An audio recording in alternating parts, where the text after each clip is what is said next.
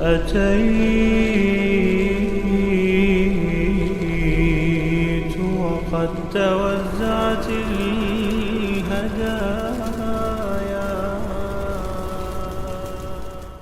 اعوذ باللہ من الشیطان الرجیم، بسم اللہ الرحمن الرحیم۔ رب تعالیٰ قرآن کریم میں ارشاد فرماتا ہے، ورس نمبر 197 کے اندر رب فرماتا ہے الحج اشہر معلومات۔ الحج اشہر معلومات کیا ہے؟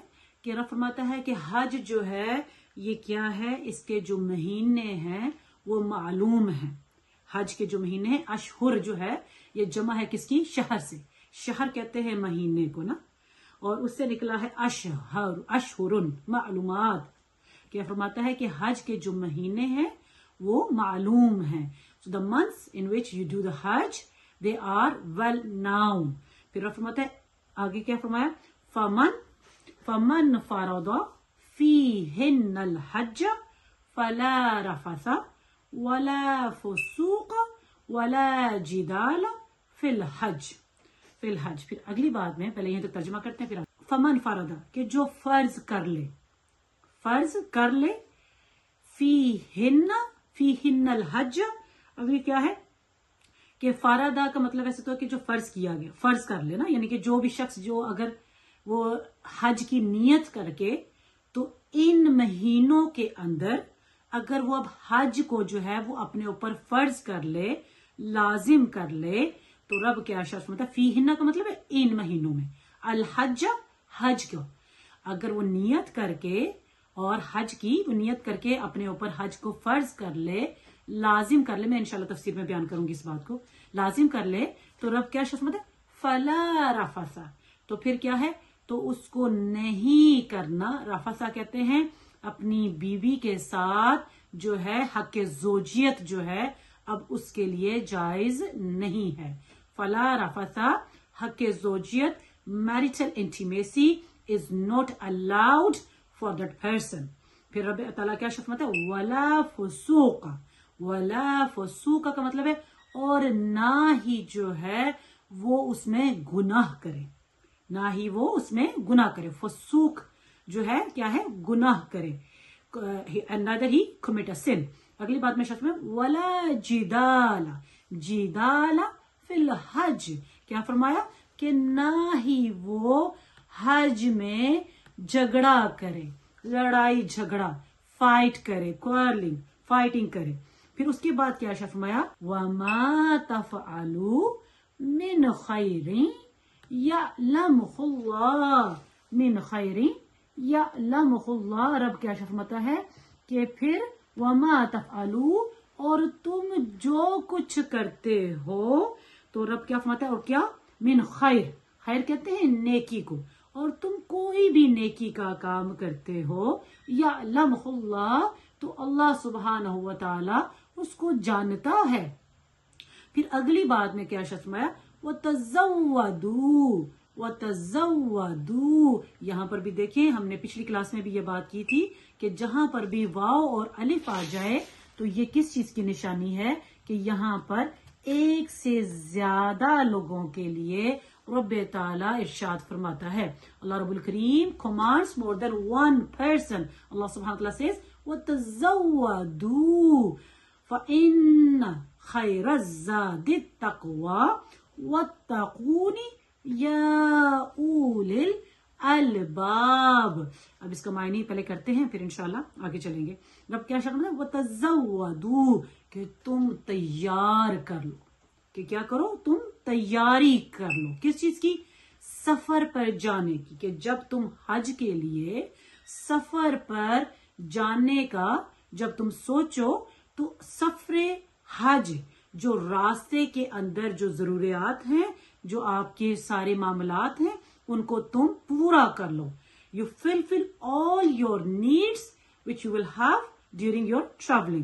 پھر اب تعالیٰ شرط ہے فَإِنَّ خَيْرَ الزَّادِ التَّقْوَى، فَإِنَّ بے شک خیر الزاد، کہ سب سے بہترین زاد راہ، زاد راہ کہتے ہیں سامان کو، سب سے بہترین زاد راہ کیا ہے؟ التقوی، تقوی ہے۔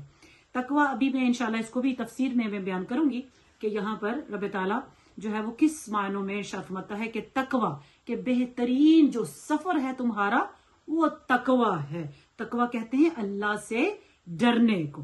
اگلی بات میں ارشاد فرمایا وَاتَّقُونِي یا اولی الالباب، اور فرماتا ہے وَاتَّقُونِی کہ تم کیا کرو، مجھ ہی سے ڈرو، یا اولی الالباب اے عقل رکھنے والو. کہ رب فرماتا ہے او سین، ایک تو نا انسین، ایک ہے یہ سینٹی. او سین پیپل، او عقل رکھنے والو، اللہ سے ہی ڈرو. پھر اگلی آیت میں رب تعالیٰ نے کیا ارشاد فرمایا لیس علیکم جناح، لیس علیکم جناح ان تبتغوا فضلا من ربکم. کیا ارشاد فرماتا ہے رب لیس علیکم جناح، کہ لیس علیکم تمہارے اوپر کوئی گناہ نہیں ہے، ان تبتغوا. اب یہاں پر بھی دیکھیں واو اور الف آ گیا تو اس کا مطلب کیا ہے کہ بیسیکلی اللہ سبحانہ و تعالیٰ is commanding to people، اللہ سبحانہ تعالیٰ is commanding more than one person، کہ ایک سے زیادہ لوگوں کو اللہ رب الکریم حکم کیا دیتا ہے ان تبتغوا، کہ تم تلاش کرو، کہ you find out، آپ کیا کرو، فضلا من ربکم. فضل کہتے ہیں اللہ کے فضل کو، اللہ کے فضل کو تم تلاش کرو، من ربکم اپنے رب کے فضل کو تم تلاش کرو.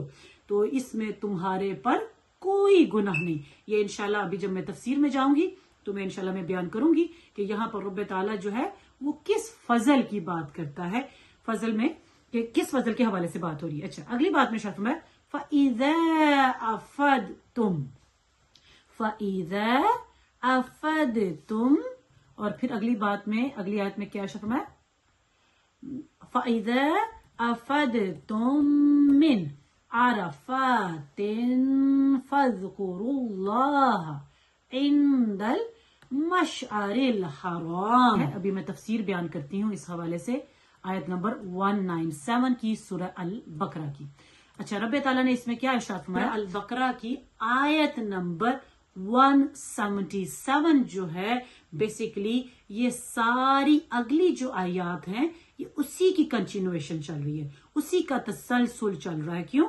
کیونکہ اس کے الفاظ کیا تھے کہ رب تعالیٰ نے کیا ارشاد فرمایا تھا لیس البر، کہ نیکی یہ نہیں ہے کہ تم اپنا منہ مشرق کی طرف یا مغرب کی طرف کرو، نیکی تو یہ ہے. اور پھر اس سے آگے ہم نے دیکھا کہ سارے انجنکشنز، سارے کے سارے احکامات جو ہیں وہ اللہ سبحانہ و تعالیٰ آگے ارشاد فرماتا جا، آگے مسلسل کبھی جہاد کی بات کی، کہیں سود کی بات کی، کبھی کسی چیز کی بات کی. ابھی جو ہے رب تعالیٰ نے اب اس سے جو پچھلی آیت تھی اس کے اندر رب تعالیٰ نے کیا فرمایا تھا وَأَتِمُّوا الْحَجَّ وَالْعُمْرَةَ، کہ رب نے فرمایا تھا حج اور عمرہ کو تم پورا کرو. تو یہ اب پچھلی آیت میں حج اور عمرہ کے حوالے سے احکامات تھے. اب اگلی جو آیت ہے اس میں سارے ابھی یہ حج کے حوالے سے احکامات چل رہے ہیں. تو ابھی اگر ہم پچھلی آیت کی طرف جائیں تو اگر آپ کو یاد ہو کہ جب ہم نے پچھلی آیت میں ذکر کیا تھا تو میں نے اس کا بیک گراؤنڈ بھی بتایا تھا کہ وہ جو آیت تھی 194 اور 195 یہ بیسیکلی اس وقت جو اس کا بیک گراؤنڈ تھا وہ کیا تھا کہ حدیبیہ کے موقع پر کہ when the Muslims they agreed to the pact of Hudaybiyah at the place of Hudaybiyah، اور اس کو کیا کہا جاتا ہے حدیبیہ، صلح حدیبیہ، اور کیا کہا جاتا ہے حدیبیہ معاہدہ. تو اس کے اس وقت جو ہیں وہ نبی کریم صلی اللہ علیہ وسلم نے جب ان کے ساتھ معاہدہ کیا تھا تو اس وقت اس معاہدے کے بھی حوالے سے میں نے چند شرائط جو کافروں نے رکھی تھی مسلمانوں کے لیے، گو کہ یہ حضرت سیدنا عمر فاروق رضی اللہ عنہ کے ساتھ ساتھ بہت سارے مسلمانوں کو یہ چیزیں پسند، وہ شرائط وہ کنڈیشنز جو تھے they never liked it، لیکن نبی کریم صلی اللہ علیہ وسلم کے ہر بات کے پیچھے ایک مصلحت ہے. there is a wisdom behind each and every decision of the نبی کریم صلی اللہ علیہ وآلہ وسلم. اور آپ دیکھیے اس پیکٹ کا فائدہ کیا ہوا تھا کہ مسلمانوں کو بڑی آزادی کے ساتھ مسلمان اپنے اسلام کو جو ہے انہوں نے اس کو پریچ کرنا شروع کر دیا، پھیلانا شروع کر دیا. بہت سارے لوگوں کو موقع ملنا شروع ہو گیا کہ وہ مسلمانوں کے پاس آ کر بیٹھتے، مسلمانوں کے کردار سے، ان کے کیریکٹر سے وہ فیسینیٹ ہو کر اسلام قبول کر لیتے. تو یہ سارے کے سارے اس کے حوالے سے فوائد تھے. اچھا پھر وہاں پر اب رب وہاں پر میں ابھی پچھلی آیت کو میں اس لیے حوالہ دے رہی ہوں کیونکہ میں اس بات کو میں واضح کرنا چاہتی ہوں کہ وہاں پر اکثر لوگوں کے ذہنوں میں خیال آتا ہے کہ بھی حج اور عمرہ جو ہے یہ دونوں فرض ہیں، کیونکہ حج کا ذکر بھی رب نے فرمایا اتم الحج والعمرہ للہ، اللہ کے لیے حج اور عمرہ پورا کرو، تو اس لیے بہت سارے لوگوں کے ذہنوں میں یہ چیز آتی ہے۔ تو یہاں پر ایک تو میں پہلے یہ کلیریٹی کر دوں کہ حج جو ہے is one of the main pillar of Islam. حج جو ہے اسلام کے جو ارکان ہیں ان میں سے یہ ایک رکن ہے، اور ایک بات، اور جو عمرہ ہے، عمرہ جو ہے وہ حج کے ارکان میں سے، اس کے اسلام کے ارکان میں سے نہیں ہے۔ عمرہ جو ہے وہ سنت ہے، وہ سنت رسول صلی اللہ علیہ وسلم ہے، جیسا کہ حدیبیہ کے موقع پر آقا کریم صلی اللہ علیہ وسلم جو ہیں اپنے صحابہ کو لے کر آپ عمرہ کے لیے تشریف لے گئے تھے، لیکن کیونکہ ان کافروں نے آپ کو اس سے یہ معاہدہ کیا، آپ کے ساتھ یہ ایگریمنٹ کیا کہ دس ایئر آپ عمرہ نہیں کریں گے، اگلے سال آپ آ کر تو عمرہ کر سکتے ہیں، تو وہاں پر جو ہے پھر نبی کریم صلی اللہ علیہ وسلم نے جو ہے اگلے سال جو ہے وہ قضا عمرہ کیا تھا، عمرہ جو انہوں نے چھوڑا، جو نہیں پورا کر سکے تھے، اس کو قضا کیا تھا۔ اچھا یہاں پر اب میں اس بات کو میں واضح کرنا چاہتی ہوں، پھر میں انشاءاللہ حج کی طرف چلتی ہوں، کہ یہاں سے ہمیں کیا پتا چلا کہ حج کے جو احکامات ہیں، حج جو ہے وہ اسلام کے ارکان میں سے ایک اہم رکن ہے، جبکہ عمرہ جو ہے وہ سنت رسول صلی اللہ علیہ وسلم ہے۔ لیکن امام ابو حنیفہ رحمۃ اللہ اور دوسرے چند فقہا کے نزدیک، ان کے نزدیک کیا ہے کہ جب آپ کسی بھی when you initiate any voluntary action, then it's obligatory on you to fulfill that action, to make up that action. اب کیا مطلب، کیا مسئلہ کیا ہے؟ یہ بڑا ہی اہم مسئلہ ہے، اس مسئلے کو سب کو سمجھنا ضروری ہے کہ سیدنا حضرت امام ابو حنیفہ رحمۃ اللہ کے نزدیک آپ ارشاد فرماتے ہیں کہ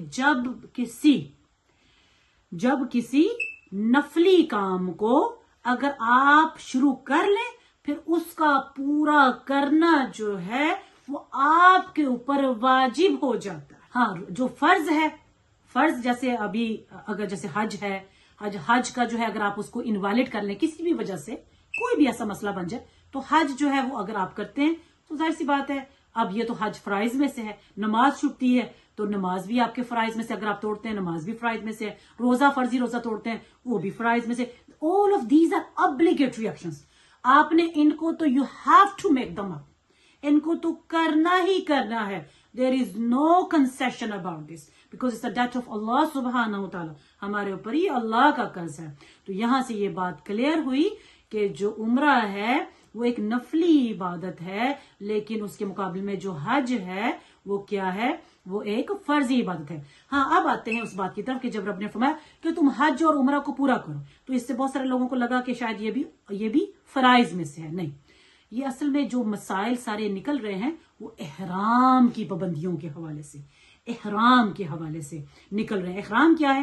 اب احرام یہ ہے کہ جب آپ نے جو ہے جب آپ نے اللہ کے گھر جانے کی نیت کی، یا اللہ کے گھر جانے کا سفر آپ نے جو ہے you are in the travelling, اور آپ کی انٹینشن کیا ہے کہ آپ نے وہاں جا کر جو ہے عمرہ کریں گے یا حج کے لیے آپ جا رہے ہیں، تو جیسے ہی آپ میقات کہتے ہیں اس ون آف دا اسٹیشنز جو کہ اللہ سبحانہ و تعالیٰ نے مقرر کر دیے ہیں کہ جو لوگ مکہ کی طرف جائیں، دیر آر ڈفرنٹ روٹس کے اوپر وہ اسٹیشنز ہیں، وہ جگہ ہیں، دوز آر دا پلیسز، کہ جیسے ہی آپ کا جہاز آپ اس پلیس پر، اس اسٹیشن پر پہنچتے ہیں، تو آپ کو you have to on your احرام، آپ کو اپنا احرام باندھنا ہے، کیونکہ بغیر احرام باندھے اگر آپ مکہ کی باؤنڈریز کے اندر جو ہے قدم رکھتے ہیں تو گناہ گار ہیں، تو آپ گناہ گار، کیونکہ بہت سارے لوگوں کے ذہن میں یہ آتا ہے نا کہ بھی ہم جو ہے ویسے ہی وہ جا رہے ہیں، ہم تو ٹریڈ کرنے کے لیے جا رہے ہیں، ہم اس لیے نہیں جا رہے کہ ہم وہاں پر جو ہے وہ عمرہ کرنے جائیں، تو اس لیے کیا ہمارے لیے ضروری ہے کہ ہم پھر بھی احرام باندھیں؟ پھر بھی ضروری ہے۔ کیوں؟ اللہ کے گھر کی شان ہے، یہ اللہ کے گھر کی عزت، اللہ رب سبحانہ و تعالیٰ نے اس چیز کو لازم کیا ہے کہ آپ جیسے ہی اس باؤنڈریز میں، if you are going to step into that boundaries، آپ کو احرام پہننا ہے، اور پھر جب احرام پہن کر سب سے پہلے اللہ کے گھر کی حاضری ہے آپ کے، اللہ کے گھر کی حاضری آپ کے اوپر بنتی ہے. یہ اللہ کے گھر کا احترام، یہ کیا ہے؟ یہ ریورنس ہے، اللہ کے گھر کی عزت ہے. از دا اسٹیٹس آف اللہ سبحانہ و تعالیٰ ہاؤس. تو اس کے بعد تو یہاں سے یہ مسئلہ بھی ہمیں اسی میں سے نکلا. اچھا، اس کے بعد جو ہے کہ جب آپ جو ہے وہاں پر اب آپ گئے، جب آپ نے حج یا عمرہ کے لیے جو ہے وہ آپ نے احرام باندھا، تو پھر اس احرام کی پابندیاں ہیں. تو یہ جو ساری باتیں جو پچھلی آیات میں بھی جو باتیں ساری چل رہی ہیں نا، یہاں پر جو رب ارشاد فرماتا ہے کہ تم عمرہ اپنا احرام نہیں کھول سکتے. اگر تمہیں روک دیا جاتا ہے عمرہ کرنے سے یا حج کرنے سے، تم احرام نہیں کھول سکتے جب تک کہ تمہارا جانور ذبح نہ ہو جائے، اور اس کے بعد تم اپنے بالوں کو شیو کر لو یا بالوں کو قصر کر لو، ان کو چھوٹا کر لو، پھر آپ احرام کھول سکتے ہیں. تو احرام ایک پوری، یہ ایک ایسا لباس ہے کہ آپ اس کے ساتھ ریسٹرکشنز ہیں. اس کے ساتھ ریسٹرکشنز ہیں. ریسٹرکشنز کیا ہیں؟ اور وہ اب ہم یہی پڑھے. اب یہ دیکھیں، یہ جو اب اسی آیت کی طرف آ جاتے ہیں، یہ جو میں نے ابھی آج شروع کی، جس میں رب تعالیٰ نے ارشاد فرمایا کہ حج کے مہینے معلوم ہیں. حج کے مہینے معلوم ہیں. اور مہینے معلوم کیا ہے؟ بہت سارے لوگوں کے ذہنوں میں شاید یہ بات آتی ہے کہ حج جو ہے وہ صرف ذوالحجہ جو آخری مہینہ ہے اسلامی کیلنڈر کا، شاید صرف اس کے اندر ہے. نہیں، حج کا جو احرام ہے وہ آپ شوال، ذوالقعدہ، ذوالحجہ، یعنی کہ شوال سے آپ حج کا احرام باندھ سکتے ہیں. اور پھر حج جو ہے وہ کمپلیٹ کب ہوتا ہے؟ جب 10 ذوالحجہ کہ 9 ذوالحجہ کو جب میدان عرفات سے آپ واپس لوٹتے ہیں، اور پھر وہاں سے آپ کا جو ہے حج کی کمپلیشن جو ہے وہ سٹارٹ ہو جاتی ہے، حج کی کمپلیشن ہو جاتی ہے. تو گویا کہ حج کا جو احرام ہے وہ آپ کب سے باندھ سکتے ہیں؟ شوال سے لے کر ذوالحجہ تک آپ احرام باندھ سکتے ہیں. اور جب آپ نے احرام پہن لیا تو پھر اس کے بعد رب نے فرمایا، اس لیے یہی بات فرمائی یہاں پر کہ حج کے مہینے معلوم ہیں، کہ these are well known months. اور پھر فرمایا پھر جو شخص ان مہینوں میں حج کی نیت کر کے حج کو اپنے اوپر لازم کر لے. ویسے تو حج فرض ہے نا، فارادہ کا مطلب یہی ہے کہ حج تو ویسے فرض ہے، لیکن کیونکہ اس one of the pillar of Islam. لیکن کن لوگوں پر فرض ہے؟ جیسے نماز تو سب پر فرض ہے، روزے بھی جو ہیں وہ سب پر فرض ہیں، اور اسی طرح سے زکوٰۃ. اب زکوٰۃ کی بات کریں، روزے بھی ہے ان لوگوں پہ جو بیمار ہیں، فرض تو سبھی پر ہیں، لیکن ان کے لیے کنسیشن ہے کہ جو بیمار ہیں وہ پھر بعد میں ان روزوں کو پورا کر لیں. لیکن جب زکوٰۃ کی بات آئی تو زکوٰۃ is also one of the pillar of Islam. زکوٰۃ کی بات آئی تو اس میں بھی یہی حکم ہے کہ جو صاحب نصاب ہیں، جن کے اوپر زکوٰۃ فرض ہے، جن کے پاس اتنا مال و دولت ہے کہ وہ دے بیکم دا صاحب نصاب، تو ان کے لیے ضروری ہے کہ وہ زکوٰۃ کو ادا کرے. لیکن جو ایک غریب شخص ہے جو زکوٰۃ کا ڈیزرونگ آف زکوٰۃ، جو کہ لوگوں سے زکوٰۃ کا مستحق ہے، اس کے اوپر تو زکوٰۃ واجب نہیں ہے. کس کے اوپر ہے؟ جو صاحب نصاب لوگ ہیں. اچھا، اس کے بعد اسی طرح سے حج is also one of the pillar of Islam. لیکن حج جو ہے کن پر فرض ہوگا؟ ان پر جو صاحب نصاب ہیں، جو اس کی حیثیت رکھتے ہیں کہ وہ حج کے سفر کا اور آنے جانے کا، پیچھے سے اپنی فیملی کا، اور وہاں پر حج کے دنوں میں وہاں پر مکہ میں، مدینہ شریف میں وہاں پر وقت گزارنے کا ان کے پاس اتنا سامان ہو کہ وہ اپنا حج جو ہے وہ بآسانی جو ہے وہ پورا کر سکے. تو یہ اس لیے فرمایا کہ جو پھر فرض کر لے، یا کسی شخص نے جو ہے فرض کر لیا، لازم کر لیا کہ اب اس نے احرام پہن لیا. اور فرض کیسے کریں گے؟ خالی نیت سے تو نہیں. اب میں گھر میں بیٹھ کے میں نیت کر لوں میں نے حج کرنا ہے، لیکن میرے پاس ساز و سامان اگر نہیں ہے تو ظاہری بات ہے میرے اوپر لازم تو نہیں ہے. ٹھیک ہے نا؟ ہاں، اگر نظر و نیاز منت مانتی ہیں کہ یا اللہ اگر مجھے یہ کام ہوا تو میں عمرہ کروں گی، میں حج کروں گی، تو پھر یہ ایک ڈفرنٹ سٹوری ہے. تو میں کیونکہ اس میں نہیں جاتی، وہ بھی ایک پورا ایک ٹاپک ہے، میں اپنے اسی موضوع پر رہتی ہوں. کہ کیا بات ہم کر رہے تھے کہ اب جو شخص جو ہے اب وہ احرام پہن لیتا ہے، احرام پہن کر اب وہ سفر پر نکلا اور اب احرام کی حالت میں، تو رب نے فرمایا فلا رفث، تو وہ اب اس کے لیے جائز نہیں ہے کہ وہ بیوی کے ساتھ جسمانی تعلق قائم کرے، وہ بیوی کے ساتھ میریٹل انٹیمیسی قائم کرے. اس چیز کو واضح کرنا بڑی ضروری. اور نہ صرف رفسا کا میں یہاں پر تھوڑا سا میں واضح کر دوں, رفسا کا جو معنی ہے وہ بہت وسیع ہے, اٹس اے واسٹ ورڈ. ہمیں اور اسی طرح سے میرٹل انٹیمیسی جب ہم بات کرتے ہیں تو اس میں بھی بات اس طرح سے کلیئر نہیں ہوتی. میں یہاں پر میں بتا دوں کہ جب ہم بات کرتے ہیں جسمانی تعلق کے حوالے سے کیا ہے کہ ازدواجی تعلق بھی قائم نہ ہو اور ساتھ میں کوئی ایسی ٹاک بھی نہ ہو کہ جس کے اندر جو ہے وہ ایک دوسرے کے ساتھ, جس کو کیا کہیں گے ہم, لو ٹاک بھی نہ ہو. لو ٹاک بھی نہیں ہونی چاہیے. کیوں؟ کیونکہ لو ٹاک جب آپ کریں گے, پیار محبت کی باتیں کریں گے, تو اس سے کیا ہوگا کہ دیر از اے چانس کہ you indulge yourself into the sexual activity.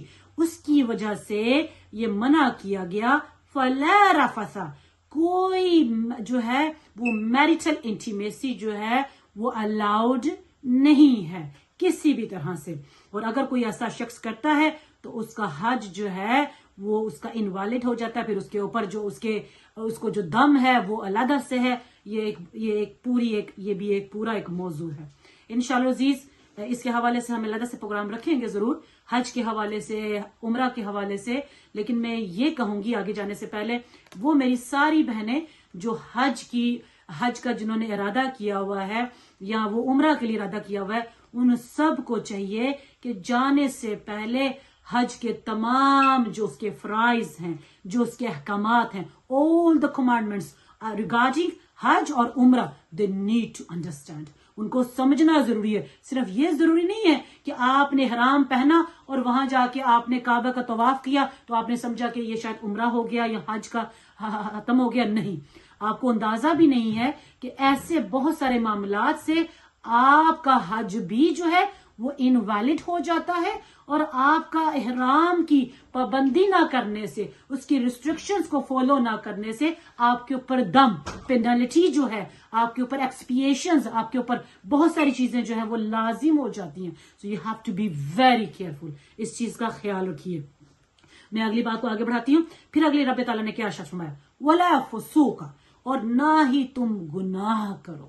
اب گناہ میں بھی بہت سارے معاملات آ جاتے ہیں, گناہ کے حوالے سے بہت سارے معاملات, کیونکہ جب آپ نے گناہ تو کرنا, ویسے ہی ظاہر سی بات ہے گناہ کرنا ویسے ہی منع ہے کہ آپ گناہ سے بچیں, اور خاص طور پہ نہیں, گناہ کبیرہ سے بھی بچیں اور گناہ صغیرہ سے بھی بچیں. کیوں؟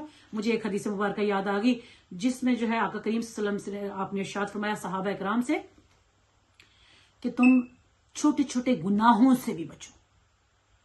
Protect yourself from minor sins as well. صحابہ نے پوچھا, یا رسول اللہ صلی اللہ علیہ وسلم, چھوٹے چھوٹے گناہ کیا وہ بھی میٹر کرتے ہیں؟ Do they matter? وہ بھی میٹر کرتے ہیں؟ تو سرکار دو عالم صلی اللہ علیہ وسلم نے کیا ارشاد فرمایا؟ آپ نے فرمایا ہاں کیوں نہیں. کیا تم نے کبھی چھوٹی چھوٹی لکڑیوں کو دیکھا, چھوٹی چھوٹی ٹویگز جن کو آپ ٹویگز کہتے ہیں, ہیو یو سین ٹویگز؟ چھوٹی چھوٹی سی لکڑیاں ہوتی ہیں, and when you collect them, آپ ان کو کلیکٹ کر and then you ignite a fire, ان کو جب آپ آگ لگاتے ہیں تو کتنی آگ بن جاتی ہے, it becomes a blazing fire, آگ بھڑک جاتی ہے. تو سرکار نے ارشاد فرمایا تو ایسے ہی چھوٹے چھوٹے گناہ بھی ہیں, چھوٹے چھوٹے گناہ کہ انسان سوچتا ہے کہ یہ تو چھوٹا سا گناہ ہے, کیا فرق پڑتا ہے, لیکن نہیں, یہ چھوٹے چھوٹے گناہ جب اکٹھے ہو جائیں تو پھر یہ بڑے گناہ بن جاتے ہیں, پھر یہ اتنے زیادہ بن جاتے ہیں کہ پھر ہماری سوچ سے بھی باہر ہے. تو اس لیے چھوٹے گناہوں سے بھی بچیں اور بڑے گناہوں سے بھی بچیں, and protect yourself from major and minor sins, both of them, دونوں طرح سے. تو یہاں پر میں بات کیا کری تھی کہ وَلَا فُسُوقَ, اور نہ تم گناہ کرو. تو گناہ تو ویسے ہی منع ہے, لیکن جب یہاں پر کیوں خاص بات کی, while you are in the state of احرام, جب آپ احرام کی حالت میں ہیں تو پھر تو گناہ سے جو ہے بے طریقے اولا جو ہے وہ آپ کو بچنا ہے, کہ آپ کو زیادہ گناہ سے بچنا ہے کہ کہیں ایسا نہ ہو کہ آپ کے اوپر دم واجب ہو جائے, دم کہتے ہیں پینلٹی واجب ہو جائے آپ کے اوپر, آپ کا اور آپ کے اس کے معاملات آپ کے حج یا عمرہ کے حوالے سے آپ انویلڈ ہو جائے. So you have to be very careful. پھر اگلی بات میں شفا ولا جدال فی الحج، جدال لڑائی جھگڑا نہ کیا جائے. لڑائی جھگڑا تو ویسے بھی منع ہے، لڑائی جھگڑا تو ویسے بھی منع ہے، لیکن یہاں پر صرف لڑائی، یہاں پر کیوں بات ہوئی؟ تو you have to see the full context of the آیت. تو آیت کا کانٹیکسٹ ہمیں بتاتا ہے کہ when you are in the state of احرام then you اپنے آپ کو آپ جو ہے وہ لڑائی سے بھی بچاؤ. کس سے بچاؤ؟ لڑائی سے بھی بچاؤ. اس چیز کا خیال کرنا یہ سب سے زیادہ ضروری ہے. اچھا اب اگلی بات کی طرف آتے ہیں. اگلی بات کیا ہے؟ رب تعالیٰ فرماتا ہے وَمَا تَفْعَلُوا مِنْ خَيْرٍ يَعْلَمْهُ اللَّهُ، اور تم جو کچھ بھی کرو گے نیکی کا کام رب اس کو جانتا ہے. یہ بڑی خوبصورت بات کی ہے. وہ یہاں سے ہمیں یہ بھی پتا ہونا چاہیے کہ اگر ہم نیکی کا، اور اس کی بہت ساری قرآن کریم کے اندر بہت ساری آیات ہیں جس میں رب تعالیٰ نے واضح ارشاد فرمایا کہ ایک چھوٹا سا بھی رائے کے دانے کے برابر بھی ذرا چھوٹے سے اگر آپ نے نیکی کا کام کیا یا برائی کا کام کیا. اچھا اب اگلی بات کی طرف آتے ہیں. اگلی بات کیا ہے؟ رب تعالیٰ فرماتا ہے وَمَا تَفْعَلُوا مِنْ خَيْرٍ يَعْلَمْهُ اللَّهُ، اور تم جو کچھ بھی کرو گے نیکی کا کام رب اس کو جانتا ہے. یہ بڑی خوبصورت بات کی ہے. وہ یہاں سے ہمیں یہ بھی پتا ہونا چاہیے کہ اگر ہم نیکی کا، اور اس کی بہت ساری قرآن کریم کے اندر بہت ساری آیات ہیں جس میں رب تعالیٰ نے واضح ارشاد فرمایا کہ ایک چھوٹا سا بھی رائے کے دانے کے برابر بھی ذرا چھوٹے سے اگر آپ نے نیکی کا کام کیا یا برائی کا کام کیا، اللہ سبحانہ و تعالیٰ از واچنگ. اللہ ہر وقت دیکھ رہا ہے، ہر وقت. بلکہ آج ہی میں سورہ کہف کی آیت صبح میں پڑھ رہی تھی، تلاوت جب کر رہی تھی تو اس کی آیت پڑھی تو یقین کریں کہ بڑا ہی خوف آیا. اب میں اس کے الفاظ میں پوری طرح سے تو مجھے اس طرح سے یاد نہیں ہے، میں مفہوم بیان کر دیتی ہوں کہ وہاں پہ لکھا کیا تھا کہ رب نے فرمایا کہ جب انسان جو ہے اپنے اس سارے جو اس کا کام تھا زندگی کے اندر، اس نے چھوٹے سے چھوٹا کام کیا، شاید وہ either گڈ ڈیڈ اور بیڈ ڈیڈ، اچھا عمل کیا یا برا عمل کیا، ہر چیز ایسے انسان کے سامنے کتاب کھل جائے، پوری کتاب ایسے کتاب کھلی ہوگی اور انسان دیکھے گا، کہے گا ہائے میری شامت، او الاس، ہی ول ریگریٹ، وہ ریگریٹ کرے گا، وہ اس پہ افسوس کرے گا، ہائے کاش ایسا نہ ہوا تھا، کاش میں نے یہ نہ کیا تھا. کیونکہ ہر چیز انسان اپنے سامنے دیکھے گا. اس دن اگر زبان بند ہے تو سارے آپ کے ناک، آنکھ، کانے، آنکھ، ناک، کان سب اس چیز کی گواہی دے رہے ہوں گے. طويل الشوق يبقى في اغتراب فقير في الحياة من الصحاب